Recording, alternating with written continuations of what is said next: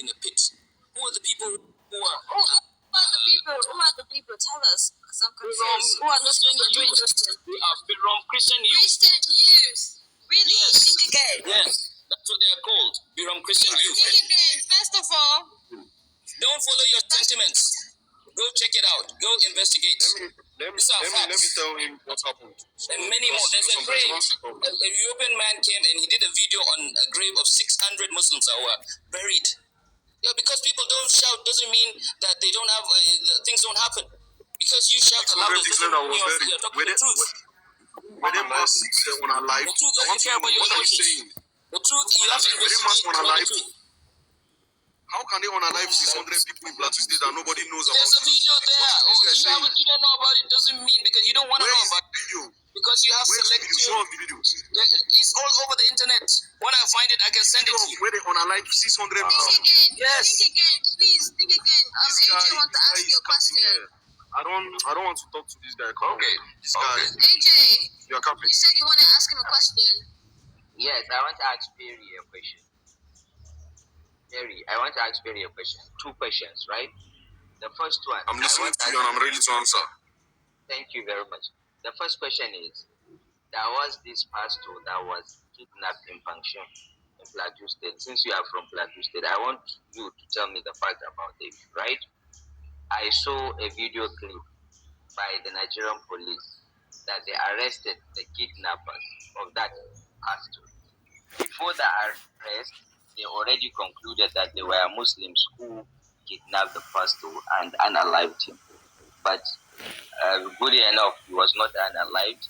They were demanding $15,000 US. I think 24 million naira over there. But they mentioned their names, they paraded them. One of them is even the treasurer of the church.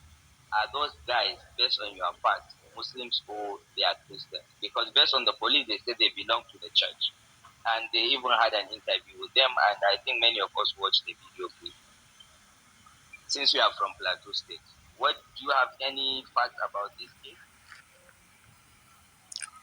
So as you just spoke about the kidnapping of a pastor, right? Including the father of just Daddy, the former governor also. They did the same interview together with those arrested. The suspects, also 5 of them were arrested, all of them wrong. So are you saying those guys also, because the time they went to kidnap the pastor, the person, the leader of that group, he said they were shouting Allahu Akbar. And he said they dressed in fulane attire. So does that really make them fulane or Muslims? If you say they are not arrested, we all believe that it was Muslims and fulane who did that. Until they were arrested and they confessed. So are you still thinking that, based on what you said earlier, my question is, do you still believe, based on just shouting of a word or something, make people different identity? Based on this one? Saleh Bayeri, then International Secretary of the Allah Fulani Association, publicly stated in a 2016 interview with the Premium Times, that a Fulani attack on 10 Ajatu communities in Benue, in which hundreds, including women, children, and the elderly, were unalive, was a deliberate reprisal attack. No arrests followed. Garius Gololo, head of a Fulani social cultural group, publicly claimed responsibility for a New Year's Eve unaliving. They're using the word massacre, right? He's never been charged. So what are you... Can you please allow him to answer my question? He understands my question. He's from Plateau, I'm from Nigeria as well. So Terry, do you understand my question? You still stand by that, despite this fact that these guys went to the pastor's house, kidnapped him, shouted Allahu Akbar, dressed in fulani attire, and they end up not fulani, not Muslim. One of them is even the treasurer of that church. Nobody has been arrested. What are you talking about? There's been nobody convicted of doing this shit at all. I just looked it up. You said Benue State. We are talking of Plateau State. I think you should just give the guy a chance to I answer think the you question. should stop spreading misinformation on my fucking panel and pretending like the Fulani are being held accountable. The Fulani herdsmen or Boko Haram are being held accountable. Because that's what it sounds like you're doing. And that somebody was arrested who was not Fulani that's responsible for the unalivings. That's what it sounds like you're saying.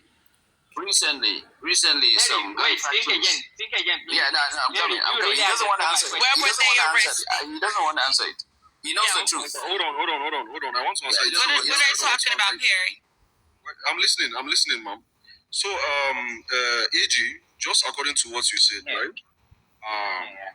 The unaliving in Plateau State is way mucher than what somebody is going to talk about.